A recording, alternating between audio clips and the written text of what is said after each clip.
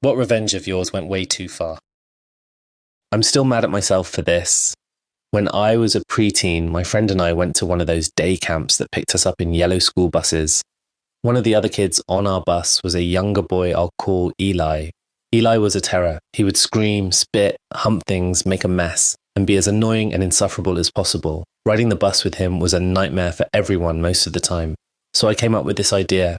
I found his family in the phone book and called up pretending to be a camp counselor. I told his mum he was misbehaving on the bus and that he would either be disciplined or kicked out of the camp if he didn't stop. She bought it and said she would talk to him about it. I felt so smart. Until the next day when a quiet, sullen Eli showed up with a black eye. Story 2. My co-worker and I had a friendly prank war that lasted 2 years. Near the end of our war, he iced my car. Icing involves going out to the parking lot every half hour and spraying a light mist over your victim's car when it's below zero outside. I finished my 12-hour shift only to find my car encased in 2 inches of ice. For my revenge, I thought I'd do something less cold for me and more inconvenient for him. I decided to drape a bedsheet over his car and only made 4 or 5 trips out with the hose the next night. The next morning, he found his car with a 1/4 inch of ice, freezing a sheet to it. When he started peeling off the sheet, he accidentally pulled his windshield wipers, arms and all, off his old Jeep. He called me, really pissed off. I felt bad because our unwritten rule was embarrassing or inconvenient, no damage. I paid for the repairs, but then he got his revenge. He hid a dozen pieces of smoked herring throughout my car. It took me 6 months to find the last piece, hidden under the carpet beneath the rear window. I can still smell it, even though I don't own that car anymore. Story 3. When I was a kid, my friends kept teasing me by pointing at the little girl on the box of the board game Operation and saying she looked like me. I got annoyed, so I pointed at the big, overweight man on the box and said, "Well, that's your mom."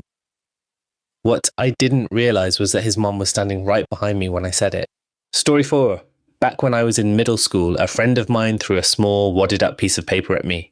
To get back at him, I threw the only thing I could find nearby, which was some mud that was close to my shoes. It hit him square in the face. The worst part is, it turned out to be dog shit that had been stuck to the bottom of my shoe. I still clearly remember him angrily saying, "What the fuck, man? I throw paper at you and you throw dog shit?" Before delving into the next regrettable recap, please remember to like and subscribe if you would like us to create more of this content. Thank you. Story 5. My older brother was always horrible to me when we were kids, and my parents never really did anything about it. He was much bigger than me, so I couldn't fight back physically because he would quickly overpower me. One day, I just had enough. My revenge? He had been playing Rome, Total War, for about 6 hours a day for 3 weeks straight. I started a new game and overwrote his save file. I'd never seen him so furious. At the time, I regretted it because his anger scared me, and it made him dislike me even more. But now I praise my 13-year-old self for hitting him where it clearly hurt the most. Our relationship now is okay. I moved away as soon as I turned 18, so I didn't see much of my family for a few years. Story 6. I think I've shared this before, but here it goes. When I was around 15, I was in class sitting next to a friend of mine. Out of nowhere, he started saying, "Haha, your bald father." So I responded with, "Haha, your bald mother." Suddenly he started crying and ran to the teacher. That's when I remembered that his mum had cancer and was going through chemotherapy. Story 7. I don't know what it was, but a lot of the boys in my 6th grade class thought it was hilarious to try and trip people. They'd get your ass no matter how careful you were. Well, I was pretty good at avoiding it, but when I was in gym class, this kid named Joey got me hard. I was dribbling down the court and he nailed me. I face planted hard. So I thought about how to get him back and I got him at lunch. He was holding a lunch tray, so his hands weren't as useful. He hit a table and lost a tooth. I got suspended for 10 days and a strict no tripping policy was implemented with immediate suspensions if caught. It fucking sucked. My dad beat my ass raw when I got home. Sorry, Joey. Story 8. I once had a shitty roommate in college who let his new girlfriend basically move in with us rent-free. This freeloader helped herself to all our stuff but never pitched in. The final straw was when she stole my parking spot. To get back at her, I decided to let the air out of her tyres, thinking it would just be a pain in the arse for her to refill them. Well, the joke was on me because instead of airing them up, this bitch went out and bought a whole new set of tyres. I never fessed up to doing it. Story 9. This one isn't as serious or entertaining as most of the other stories you'll find here, but here goes. When we were kids, my sister threw water at me and ran away. I picked up my glass of water and chased after her. Once I had her cornered, I threw the water from the glass at her. Unfortunately, the glass slipped out of my hand and hit her right across the face. She ended up pretty badly bruised and cut from the impact. Story 10. When I was 17, one of my friends in our big group stole my girlfriend. He knew we were together, got her drunk, and slept with her at a party. He didn't care that I'd find out, telling me, "Tough shit, mate." She was at fault too, as she was sober enough to consent and had been leading him on. Our group of friends cut him out of our circle, not inviting him to anything and telling him to piss off.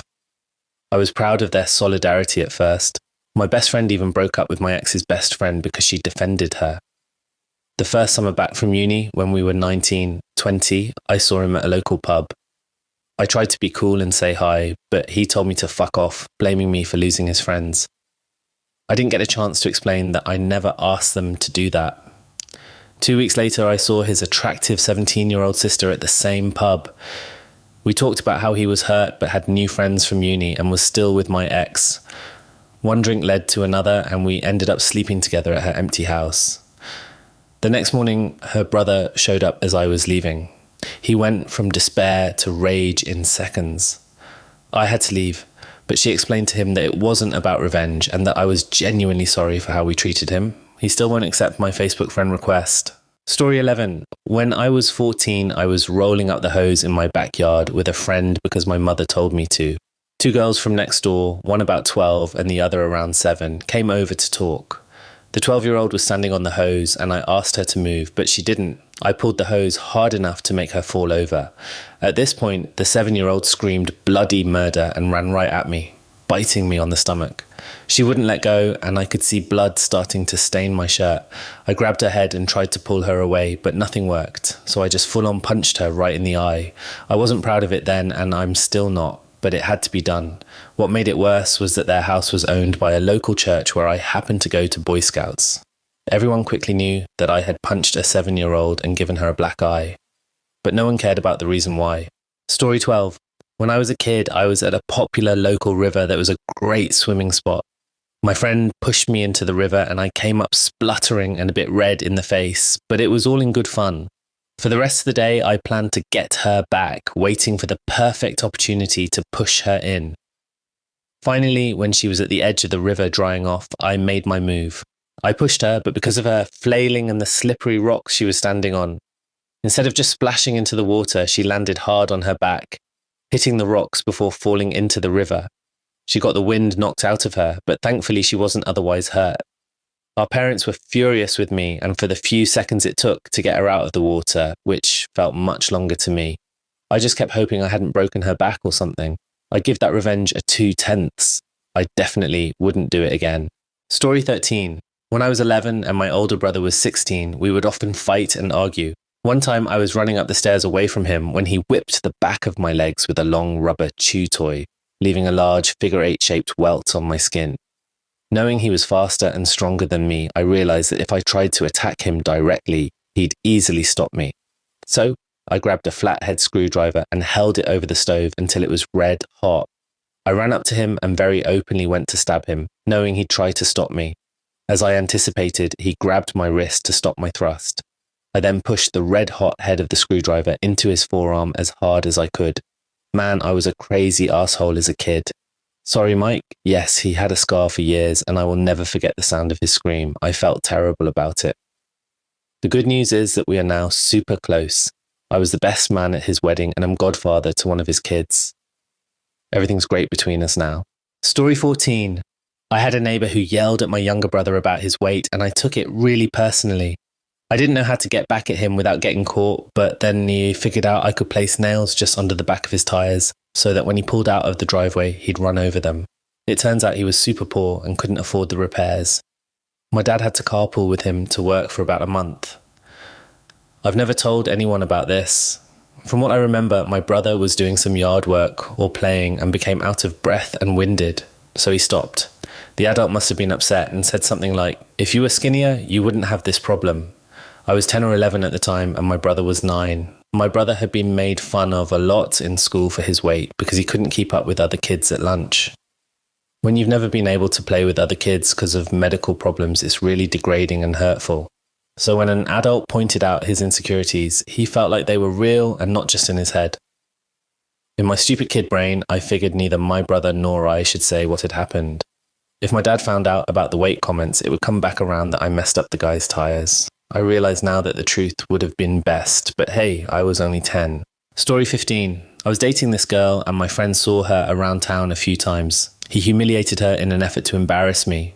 I told him to stop bothering her, but he did it again. That night, I convinced him to try getting back together with his wildly insane and manipulative ex that he hadn't spoken to in years, thinking that he would just humiliate himself by trying. Well, they ended up sleeping together and getting back together for a while. And then they had a baby. Now they're terrible single parents. Story 16. When I was bullied by some local kids, I decided to get back at them by filling their family car's petrol tank with grass, dirt, sticks, stones, bottle caps, pretty much anything I could jam into it. Looking back, I felt sorry for that poor car having to suffer because of what those kids did to me. Story 17. When I was about 7 or 8, there was this girl at my school who was absolutely horrible. We'll call her Cindy. Cindy would run up to you, pull your hair out, steal the toy you were playing with, eat your snack at snack time, and so on. In other words, she was a real bitch. One day, as we were finishing up recess on the playground, she came up to me, pulled my hair, and took some of it with her. That was the last straw. As the teacher was gathering everyone to go inside and wasn't looking our way, I grabbed Cindy by her pigtail and dragged her over to the playground. Now, this playground was built weirdly, with a sort of enclosed area in the middle of 3 bridges that formed a triangle. You couldn't get out of it easily. Sometimes us bigger kids would jump in there during hide and seek and climb out later. But Cindy couldn't because she was shorter. So I picked her up and threw her down in there, then left to go back inside. It wasn't until about an hour later when the teacher realised that Cindy wasn't in class. I didn't say where she was, and it took them another half hour to find her. I got in trouble and had to spend the next week in the principal's office, and lost my Game Boy for a month. But Cindy never messed with me again. Story 18. Back when I was in 5th grade, my teacher gave out a huge amount of homework one day. I was so annoyed that I got the whole class to help me write a letter to the principal to complain about it. When the teacher found out what we had done, she started crying and shit. I felt really horrible because I realised she was just trying to get us ready for an upcoming test. To this day, I still feel really bad every time I think about it. Story 19. In elementary school, a friend of mine threw a piece of chalk that hit me in the forehead. It was an embarrassing moment as all the kids around us started laughing. I decided to get revenge by doing the same thing a few days later. When I found the perfect opportunity, I yelled out my friend's name and quickly threw the chalk. To my shock, the chalk went straight into his open mouth and he started choking. Luckily, someone was able to help him cough it up. An adult came over and asked what happened, and I said it was just a mint. My friend laughed it off, saying he didn't even taste it. Years later, when we were moving to another country, I finally confessed to my friend that I had purposefully thrown the chalk at him. He got upset, saying he had known all along that I did it on purpose. Story 20. A classmate kept insulting my mother, so I warned him that if he did it again, I would confront him after class. He did it one more time, so after class I waited for him outside and put him in a headlock. During the struggle, he managed to hit his head on a fire alarm, which caused a bad gash on his head. He had to go to the hospital and was out of school for 2 weeks. I felt terrible about what happened. After he got hurt, I didn't see any blood at first, but a few minutes later his head was gushing blood and he was crying. I followed him to the nurse's office, apologised and waited with him until the ambulance arrived. Luckily I didn't get in any trouble because he admitted he was the one who provoked me. Story 21. During college welcome week, a drunk guy came onto my porch and started causing trouble. I tried to get him to leave, but he ended up swinging at me. I ducked his swing and pushed him away. Since he was so drunk, he lost his balance and ended up hitting his face on the curb. It was a brutal scene, with blood and even some of his teeth coming out. I was worried he was seriously hurt, but he regained consciousness quickly. Before long, the police ended up arresting him. Story 22. When I was about 6 or 7, I faced bullying from my neighbours on the school bus. They harassed me with toy knives, which I thought were real at the time. They also tried to discuss sexual topics around me, attempting to strip away my innocence. I didn't understand what they were talking about back then. Eventually, I'd had enough. I told my mother, who informed their mother about the situation. What happened next left a lasting impact on me throughout my childhood. Their father, upon learning of their bad behaviour, severely beat them. After that, they left me alone for the rest of the time we were neighbours. However, I couldn't help but notice the physical marks of abuse on their young bodies, cuts, scars, and bruises. Their personalities changed dramatically too, shifting from bratty kids to completely silent and seemingly oppressed. Story 23. 2 days ago, during my soccer game, or football for those outside the US, I had a confrontation with a clumsy defender. Throughout the match, he kept catching my ankles just after I'd passed the ball. It was frustrating and potentially dangerous.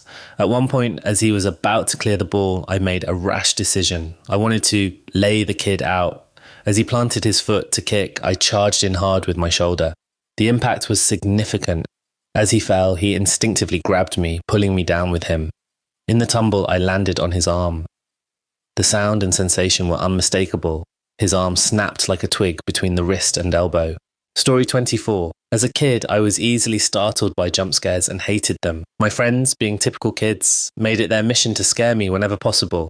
Despite this, I loved Halloween and hosted a party every year, which naturally became prime scare territory for my buddies. Everything changed the year I turned 10. At my annual Halloween party, my friend Aaron decided to scare me while I was coming out of the bathroom. He jumped out from a dark doorway and grabbed my arm. Instead of my usual flight response, something in me snapped. Without thinking, I whirled around and punched him square in the face. Realizing what I'd done, I panicked and called for my dad. When the lights came on, we saw Aaron's face covered in blood. I was horrified, thinking I'd broken his nose. But to everyone's surprise, Aaron wasn't groaning in pain. He was laughing. "What are you apologizing for?" he exclaimed, raising my hand like I was a boxing champ. That was freaking awesome. Aaron thought it was great that I'd finally found the courage to defend myself. My dad checked him over.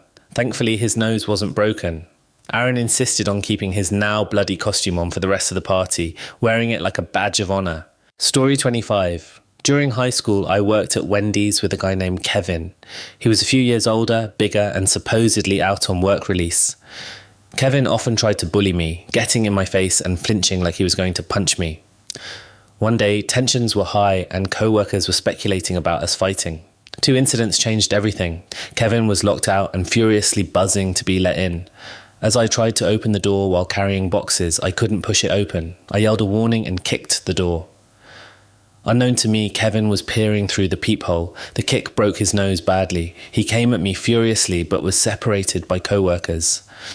Less than 10 minutes later, as I was working the fry station, Kevin approached me again. He did his usual flinch move, and I instinctively flinched back with the fry basket. I didn't hit him, but hot oil from the basket splattered his face and neck. This led to an immediate fight. Being a wrestler, I had the advantage, but Kevin's already broken and now burned nose got smashed across the dirty floor before we were separated. Kevin left for the hospital and I was sent home. Surprisingly, there were no charges, no questions from management, and no paperwork about the 2 vicious incidents. I felt a mix of guilt and justification, as both were accidents that could have been avoided if Kevin wasn't so antagonistic. Story 26. Growing up, my sister was a constant source of physical abuse. She had severe anger issues and would lash out over minor incidents. One time she beat me up so badly for turning on a light while she was sleeping that I went to prom covered in bruises. Despite this, I never retaliated. I was too sensitive and would end up feeling guilty if I ever struck back. After I graduated, her behaviour had improved somewhat, but she still had her moments. And one night, after a small party where I'd had only 3 mini beers, she started acting up again over something trivial. When we got home, she tried to stop me from driving by, grabbing my shirt. Frustrated by years of abuse, I swung around quickly, intending to hit her arm. What happened next was shocking. My sister let out a piercing scream and collapsed, leaving a trail of blood as she ran inside to wake our parents. I had unintentionally broken her nose quite severely. Surprisingly, my parents' reaction was muted. They suggested that for me to have done this after years of enduring her abuse, she must have really provoked me. I was overwhelmed with guilt and tried to apologize, but she had to go to the hospital. The aftermath has been complicated. My sister never paid the hospital bill, attempting to bully me into covering it. She blames me for her poor credit, and claims collection agencies still harass her over the ER bill. However, I refuse to pay, viewing it as a form of compensation for years of abuse. Please like and subscribe if you'd like more of this content in the future. Now it's time for Today I Effed Up stories. Story 1. Today I effed up by getting involved in cheetah poaching. This all happened many years ago. I know it was terrible. Even back then, I knew it was wrong. The good news is I never killed a cheetah myself. But a friend I had gone to school with told me it was good money and the appeal of getting rich quickly was there for me. So I agreed to learn how to do it. We grew up with enough to eat, but we were poor, so it was hard to pass up a chance to potentially make a lot of money, even though I knew it was wrong and against the law. It wasn't long before we were all caught. I'm still not sure exactly how. Their small group of 6 would-be poachers must have been watched by anti-poaching groups long before I joined. After just a couple weeks of training with them, I got a knock on my door at 3 a.m. and was arrested. Luckily, I didn't get any long prison time, but there was a punishment in some parts of Africa where cheetah poachers could be forced to eat cheetah droppings as a punishment. I was sentenced to it. I begged for jail time instead, but didn't get it. It was the worst time of my life, but I will never forget that, and thankfully got my life on track. I went to school, got a degree, and eventually moved to Europe to study. Story 2. Today I effed up by taking a revenge shit in my parents' bathroom. This is about my family's bathroom situation. We have 2 bathrooms in our 3-story house, one on the middle floor and one in the loft. The middle floor bathroom is more convenient. My parents started a new diet that affects their digestion. They've been using the middle bathroom, which makes the whole floor smell bad. This floor has my and my sister's bedrooms.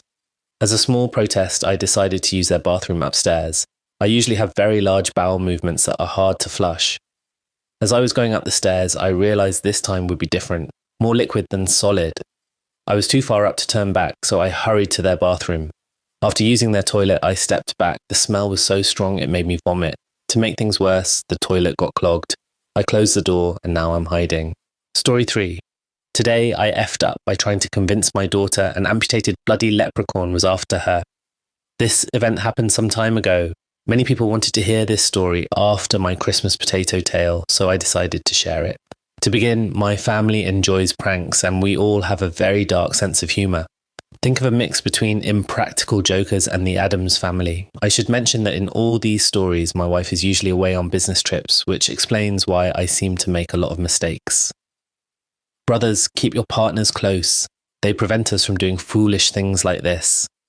It was the day before St. Patrick's Day, and my daughter, who was about 7 years old at the time, told me that kids at school were making leprechaun traps. I had never heard of this tradition, but it sounded interesting. You place a box on the floor, prop it up with a stick, and put a plate of cookies inside, hoping to catch a leprechaun. The next morning, the child sees the box, tripped, and opens it to find that the leprechaun escaped, but left a black plastic pot full of gold chocolate coins. Cute, right?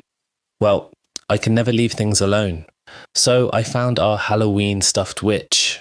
After my daughter went to sleep, I cut off the striped leggings and pointy shoes and placed them as if they were sticking out from under the fallen box. I then made fake blood using red food colouring and corn syrup from a recipe I found online, and created drag marks from the box to the back door, leaving it slightly open. The idea was that the box had cut off the leprechaun's legs, and he had somehow dragged the upper half of his body away. When my daughter woke up, we went downstairs, and she was shocked but still unsure what had happened. I lifted the box and there was a note. Your greed for chocolate and this cursed trap have cost me my legs. Lassie, my legs! The Irish have long memories and are vengeful. I will heal my broken body and return with my leprechaun brothers for revenge. My daughter started to panic and I thought, okay, I'll put an end to this. I told her, Molly, it's just a bad joke. It's not real. To prove it, I dipped my finger in the corn syrup and licked it. First mistake, I didn't know that red food colouring tastes terrible. It's so bad that there's a flavourless red food colouring that isn't as bright but doesn't ruin the taste of cake frosting. When I put it to my lips, my face instantly grimaced. This made her think I was reacting because it was real blood. It took a long time to calm her down. On the bright side, she got a lot of chocolate. I mean, a lot. Second mistake, I suspected the blood might stain my old linoleum floors, but didn't really care because we were about to completely remodel the kitchen. But wow, This stuff got everywhere. The floors, the walls, my skin. It just wouldn't come off. The kitchen looked like a crime scene when it was all over. My wife was not pleased with any of it. Story 4. Today I effed up falling asleep while watching a movie. This event happened yesterday. I'm a 22-year-old man who was on a 2-hour flight scheduled to land at 8 p.m. I had the window seat. A young couple sat next to me with the woman in the middle.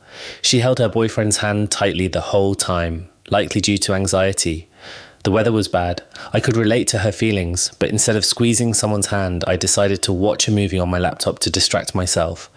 I chose a film called Violation that my roommate recommended, saying it was a very disturbing revenge movie. The movie turned out to be very boring and put me to sleep during the turbulent flight. I woke up to someone tapping my shoulder. It was the passenger next to me. I noticed a flight attendant staring at me. When I removed my headphones, the attendant told me some passengers were uncomfortable with what I was watching. Looking at my laptop, I saw a scene with a naked man in a chair, blindfolded, with an exposed erection. I immediately closed my laptop and apologized. As the attendant left, I heard a woman behind me thank her.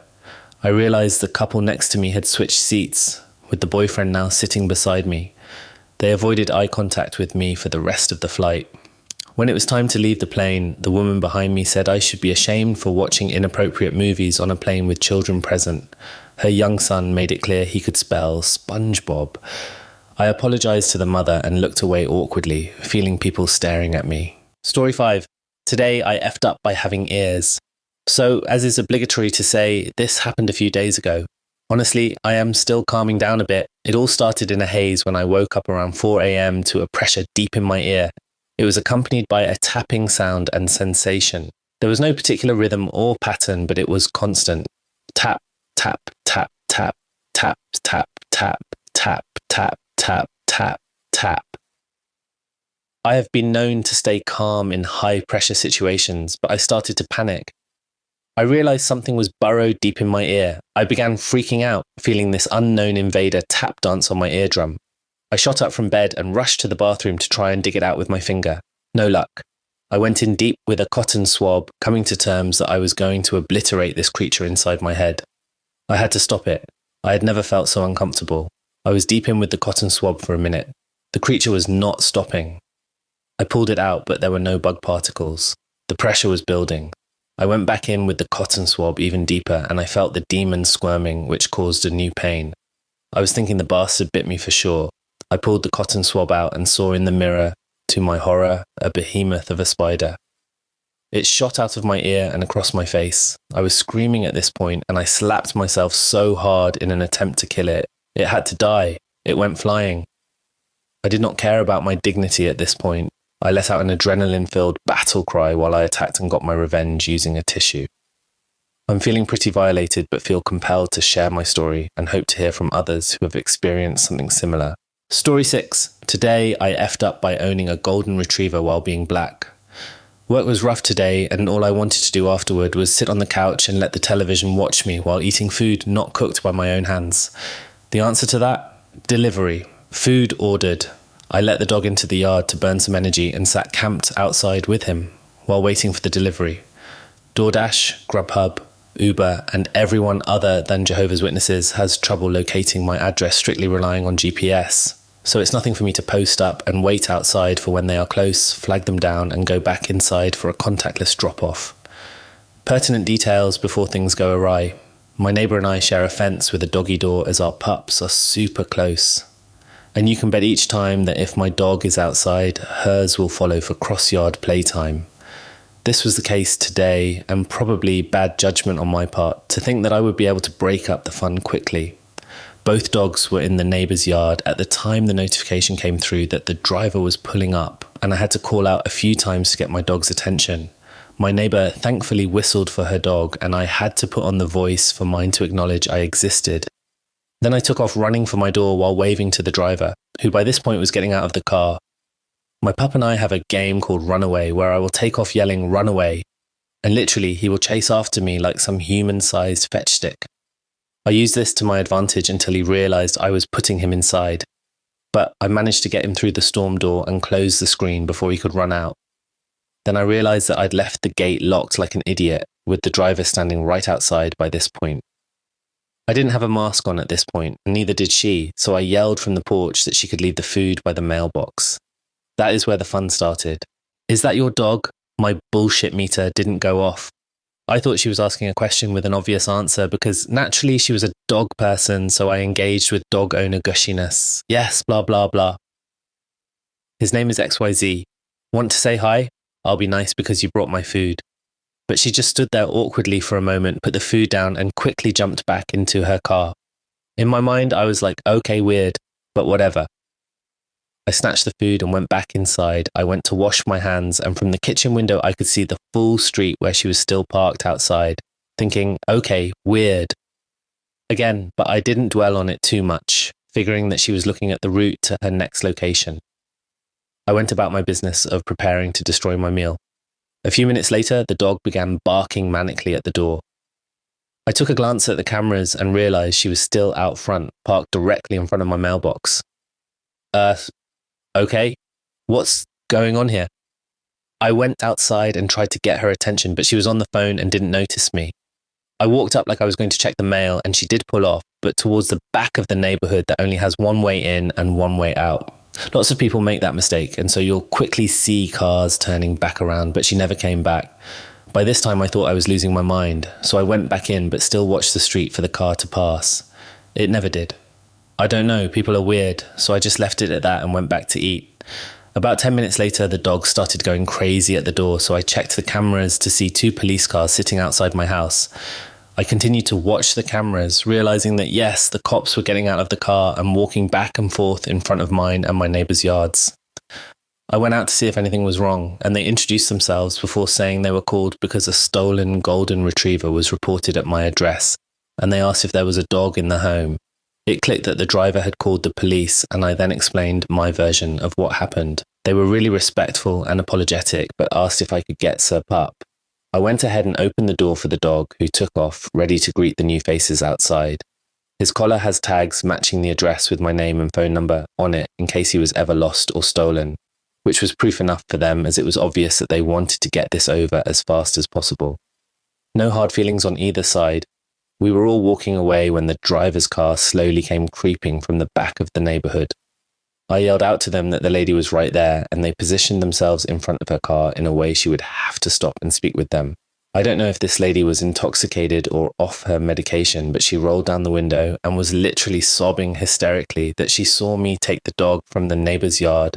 The animals get no justice, and the icing on the cake, my kind only owns pit bulls and Rottweilers. There was no way he was mine and needed to be protected. I honestly did not want to deal with that mess, so sorry guys. This isn't a tale of revenge. I went back inside and stayed on my couch. My day was already unpleasant. Everyone left a few minutes after that, so I assume she got a warning. However, I did report the incident to the delivery service and was offered credits towards my next meal. I splurged that on a bakery, and now I'm currently enjoying a slice of carrot cake. Grateful it didn't end worse. Story 7. Today, I effed up by having sex with my wife. So I've been married for a month now. My wife and I abstained for personal reasons until we married. Sex has been great. Learning what your partner likes while they learn what you like is special. Anyway, today was a horrible day at work. My wife, knowing how bad the day was due to me texting her all day, went into super wife mode and started to send me some very steamy messages in preparation for some late day fun. I headed home to decompress a bit before our fun. For this next part, I take full blame. She told me she would be home shortly after about an hour of being home myself. I decided to grab a bite to eat because I'd skipped lunch earlier. I made a sandwich with some flaming hot Cheetos puffs. She walked in after I had just finished my chips and we immediately started to go at it. My stress relief is giving her oral. So I went down on her, and not very long after that, she started to tell me something was uncomfortable and felt like it was burning. I was so caught up in the moment, I didn't even think about the hot chips I had just eaten. Apparently, it's bad to perform oral on your wife after eating spicy things. Needless to say, the evening was delayed. But we are laughing about it now. Story 8. Today I effed up by not flushing a yellow jacket in the toilet. Today, to my horror, a yellow jacket got in my apartment. I got insanely lucky in that when I saw it, it was sitting on a magazine at an easy height to trap. I thought fast, grabbed an empty glass and slammed it on top of the insect, screaming internally and praying not to trigger its rage. I looked around very carefully, but thankfully didn't see any others. Meanwhile, it had started going berserk in the glass, so I worried the second I took the top off, it would fly out and exact revenge on me. However, just leaving it under the glass made me incredibly squeamish. I hate bugs. I didn't want to see it. I didn't want to hear the staticky sound it was making. I just wanted it to be gone from my life and to pretend none of this had ever happened to me. I considered moving it to another room where I wouldn't have to look at it, but I kept catastrophizing situations where it got out. I could forget it was in there and pick the glass up, or someone could knock it over, or any number of things. So finally, I, very carefully, picked up the glass and the magazine underneath it. I kicked my toilet open with my foot and bam, I dropped the whole thing in there. Magazine, cup, all of it, and slammed the lid down as fast as I could. I didn't want to risk lifting the cup and letting the yellow jacket escape before I got it in the toilet. I had considered trying to shake up the cup until it died or became disoriented enough to be docile, but I couldn't escape the feeling that my foolish self would lose hold of the magazine, and then the insect would be loose and extremely agitated. I didn't flush, of course, not with a whole magazine and a cup in the toilet, but my logic was eventually the yellow jacket would fall into the water and drown. So I'd open the toilet in a day or two. I've got a bathroom in my room and a guest bathroom to fish out the items and flush the bug's corpse. So I recovered from the heart attack for the most part and settled down to watch some television. A while later, a friend texted that he was in the neighborhood and asked if he could come over. I said, sure. We had a beer and watched some Olympics. This is a good friend, a close friend, not the kind who asks if they can use the bathroom when they're visiting. So a while into the night, he gets up. I don't think anything of it because we'd both been getting up periodically to grab snacks, plug our phones in, or whatever else. Before I realized it, it was too late. I heard the door close and I started to call out, oh, hey, you should actually use the other one. But he didn't hear me. All I heard was a strangled, then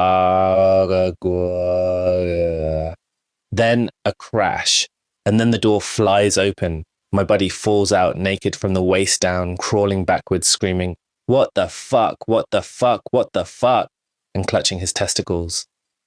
I had to control myself and tap into my more humane urges because with the knowledge that thing was now loose in my not very large apartment, all I wanted to do was leave, but I had to help my friend up. He was in serious pain. Then we had a real dilemma because he didn't want to put his genitals away, but we also wanted to get out of the apartment and go into the hall or outside, safe from the yellow jacket, which at that point was out for blood and could have been anywhere. My ability to remain calm in the crisis was not helped by the fact that he was attacking me the whole time. He thought whatever had just happened was some kind of messed up prank because there was random garbage floating in my toilet and he felt like he'd just had an electroshock to his private parts. He was hitting me with his free hand and going, why was there a book in there? Seriously, what did you do? This really hurts. And on, I told him. There was a bee in there. There was a yellow jacket in there. And his twisted mind jumped right to my having done it deliberately. So, half naked, and I'm assuming still in searing pain, he tackles me. He's yelling, you sick person. Why would you put a bee in there? And all this other stuff. I was too horrified by trying to keep my friend's private parts from touching me while simultaneously trying to locate the yellow jacket again. Finally, we realized we'd seen it fly out of the bathroom, so it must not be in there. And we locked ourselves in, and calmer heads prevailed enough for me to explain the whole pathetic situation.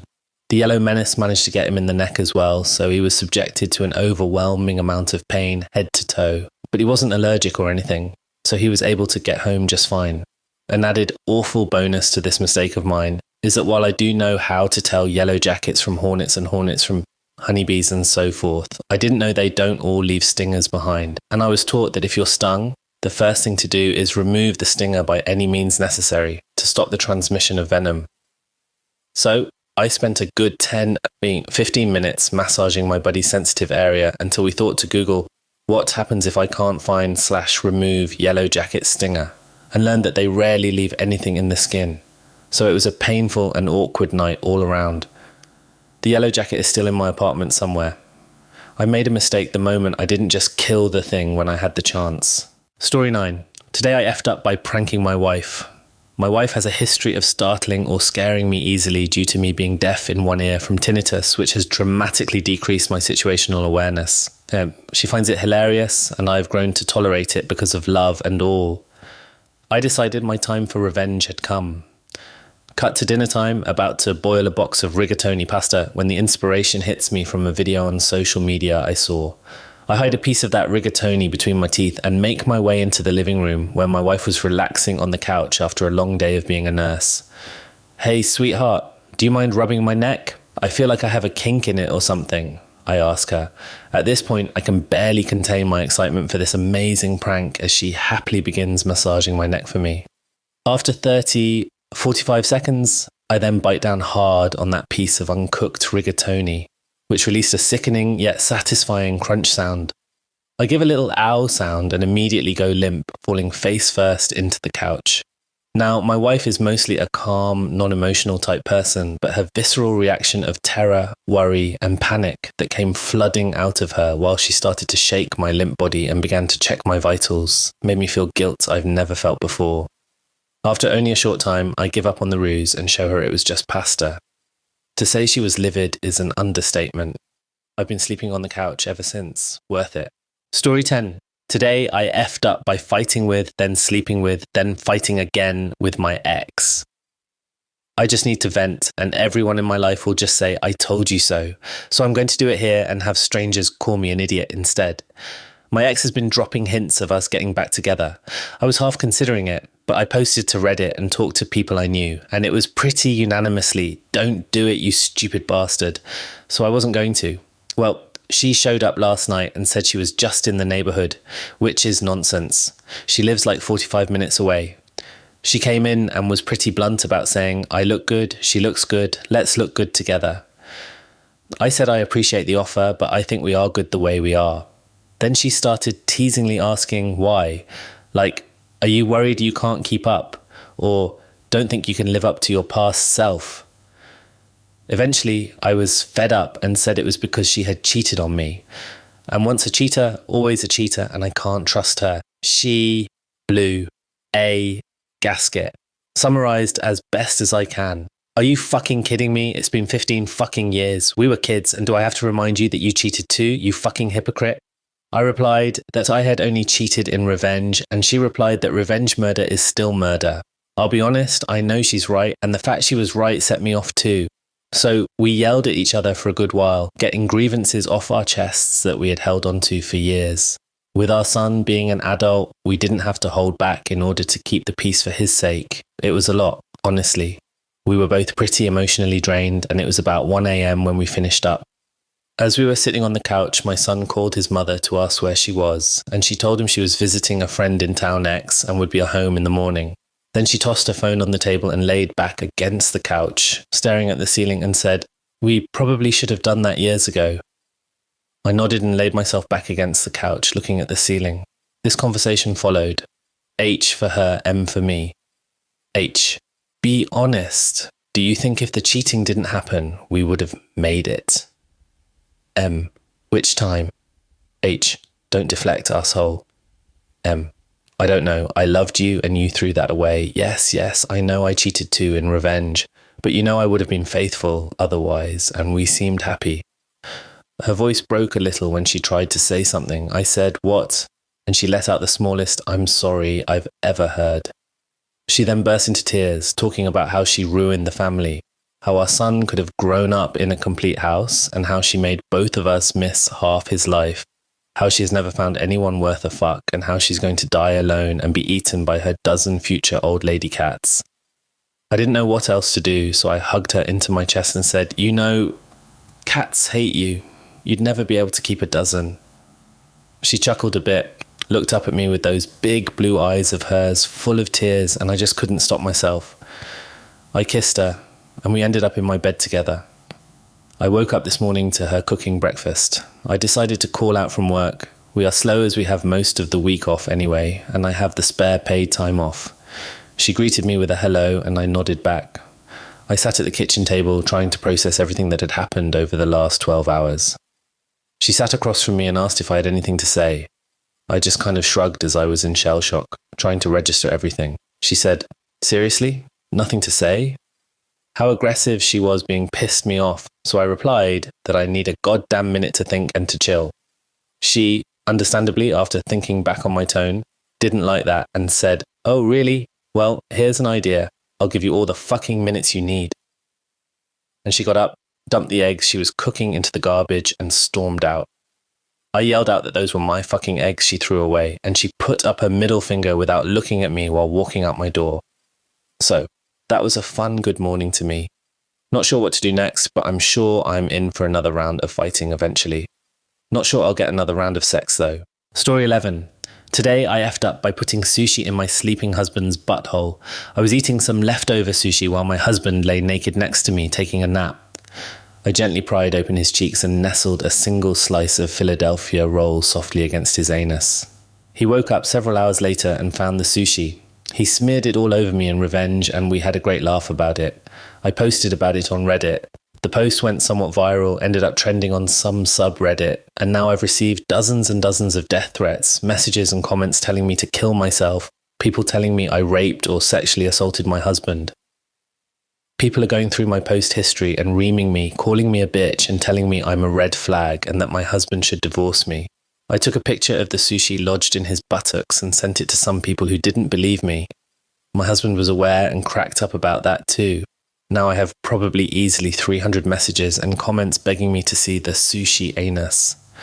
And a solid number of folks who think that I'm equivalent to John Wayne Gacy for sending the picture of his unidentifiable sushi-stuffed butt crack.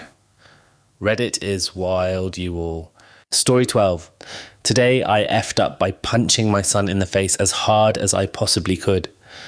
So my son moved back in with me because of the pandemic. He had to take a pay cut. This isn't really an issue because we get along great and I raised him alone. I also have a big enough house that he has more of his own space. I'm 43, he's 24. My basement is a makeshift boxing gym. I have some free weights, punching bags and boxing gloves, among other things. So when my son moved back in, we both decided this could be a fun way to stay in shape and bond. We practice a few times a week. Yesterday we were sparring, no holds barred, but we were wearing boxing headgear. And I guess I didn't wrap my glove tightly enough because it fell off and I didn't notice and neither did my son. So I go to punch, he gives me this deer in the headlights look like, oh no, and then I punched him bare-knuckled in the face without holding back. He has a broken nose, I have 2 broken fingers. Story 13. Today I effed up by dropping my glass dildo on the tile bathroom floor. So the title is pretty self-explanatory. I'm clumsy plus wet hands equals bad news. My bathroom floor is tile and of course the floor mat was a foot from where it fell. The dildo didn't break somehow, but the sound was the loudest noise I've ever heard and my left ear hurt immediately afterwards. It was the sharpest, most piercing noise. It must have echoed around the bathroom and amplified or something. My ear has been ringing since and feels like I went to a concert or something. I'm too embarrassed to get my hearing checked. I'm not sure what they could do anyway. My hearing in my left ear has been duller since. I didn't know this was possible and have so many regrets and only myself to blame. I found a new meaning of post-nut regret. Story 14. Today I effed up by beating a nerd at chess. This guy I've been friends with is pretty cool. His name is David, and looking at him, you'd think he was a Revenge of the Nerds reject. He even wears those tannish khakis nerds are stereotyped to wear, and he's never seen without his glasses. He's a total nerd out type of person. Anyway, David invited me over to his house to drink and play chess. We got a little tipsy, and that's when David told me he wants to play chess. So I did since I'm into it. He beat me once, then the second time I beat him. I said something to him that pissed him off, but I can't remember exactly what I said. All I know is it was pretty petty. Next thing I remember is him throwing the table, jumping on me, and then having his legs wrapped around my neck, choking me. I couldn't breathe at all, and I must have been conscious for a couple of minutes. He just wouldn't let go no matter what I did. I ended up passing out and waking up on the floor with him trying to pour water over my face to wake me up. He said he's sorry as hell, but I messed up by getting drunk, beating him at chess, saying some stupid stuff to him that I don't clearly remember, then him freaking out at me. Story 15. Today I effed up. I secretly dated a girl and my parents found out. This was a while ago, but still affects me to this day. 2.5 years ago, sophomore year, I dated a girl without telling my parents because I was too scared to tell them I was gay. They are hardcore Republicans. It was my first relationship. 2 months into it, my parents found out and isolated me. They made me delete all my social media, watched my every move, yelled at me, made me feel like shit, etc. I have a twin, and she would report if I talked to my ex in class to my parents. I was being watched all the time. Then COVID-19 hit. So then I was truly alone with no contact at all and stuck at home. No contact, not even with my closest friends because my parents thought I liked them. Fast forward to senior year, it sucked because I lost all my friends since I didn't talk to them over COVID-19. My parents just threw all of what happened under the rug and acted like it never happened. They just wanted me to continue the perfect life I once had. They thought they could just pause my life and click play again like nothing had happened. I became anxious because I didn't have a friend group anymore and didn't have anyone to talk to about my situation. I didn't go to any events and my grades fell. The day of my graduation, I cried because it hit me hard that I wasted my senior year. I'm pretty sure I'm depressed, but haven't been diagnosed or anything because my parents don't believe in therapy and never signed me up. I asked them twice due to friend issues and nothing happened. Basically, up to this point, my life has sucked because of one decision I made when I was 15. I wish I had just waited until I was 18 to start dating so I could have had a good high school life and just life in general. Story 16. Today, I effed up by sending my grandma a picture of my bare ass.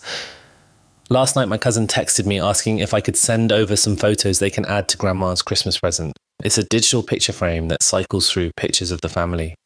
She lives alone and has had a tough time not being able to see anyone this year, so it seemed like a really cool idea. I didn't know the size or shape of this frame, so I just sent off a bunch of photos, assuming my cousin would pick and choose the best ones for grandma's gift. I included a joke picture just to give my cousin a laugh while she was sorting. My assumption was wrong. Turns out it's a Wi-Fi connected picture frame, and everything I sent went straight to the device. So now grandma's Christmas present cycles through pictures of her great-grandchildren and my bare buttocks. Story 17. Today I effed up by handing my USB to my roommate. I had an essay to print out this weekend, but since my old printer had finally kicked the bucket, it meant driving down to the local print shop. As a poor college student, losing my printer was a real bummer. But I knew I had to get this essay printed for my class on Monday, so I wasted no time copying all my files to my trusty USB drive and grabbed my coat ready to head out.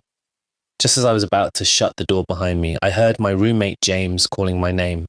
James and I have been best friends since freshman year, but sometimes he can be a real handful. Sure enough, he asked if he could use my USB drive too. He needed to print out a flyer for an upcoming club event. I didn't see the harm, so I said sure and handed it over. After he finished up, James handed me back the USB with a grin. The print shop was bustling when I arrived, but the wait was worth it when a cute girl named Samantha came to assist me. "How can I help you today?" she asked sweetly. I confidently handed over my USB, assuming it only had my essay file. "Just print out the 2 documents on here, please," I told her. Samantha studied the screen for a moment, her expression suddenly shifting to one of barely contained amusement.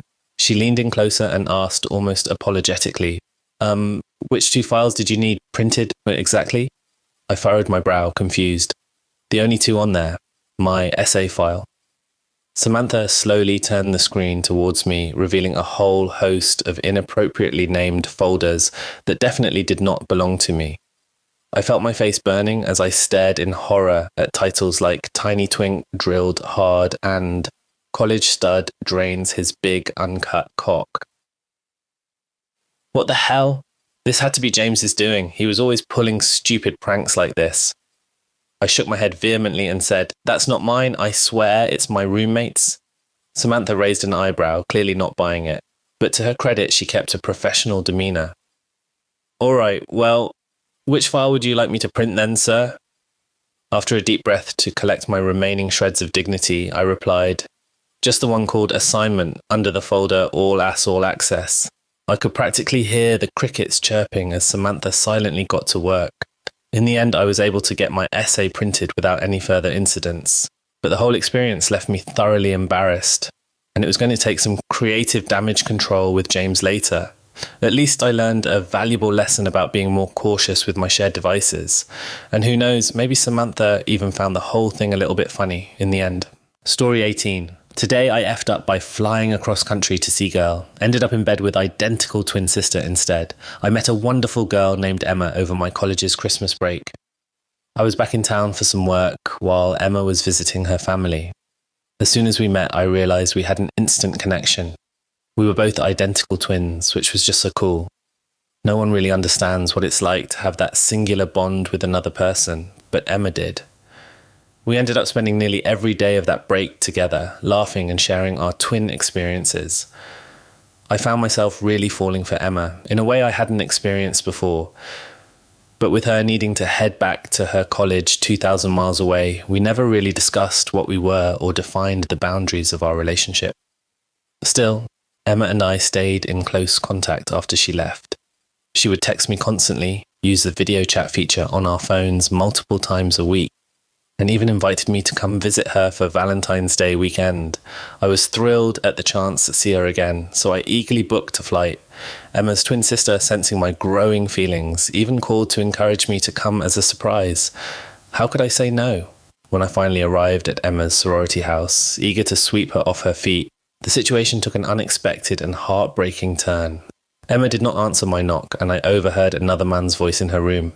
Devastated, I nearly left right then, but Emma came rushing out to explain. She apologized profusely, acknowledging that we had never defined our relationship as exclusive. In that moment, I was filled with a mix of hurt, embarrassment, and uncertainty. But Emma's twin sister, sensing my pain, pulled me aside. She offered a compassionate ear and even a bottle of wine to help me process the situation. As we talked, I realized this was a valuable learning experience, not just a humiliation. Emma's sister encouraged me to have an open, honest conversation with Emma about our expectations and boundaries. She also reminded me not to be so hard on myself. Feelings get complicated and communication is key. Ultimately, I decided to stay, determined to have that important discussion with Emma once she returned.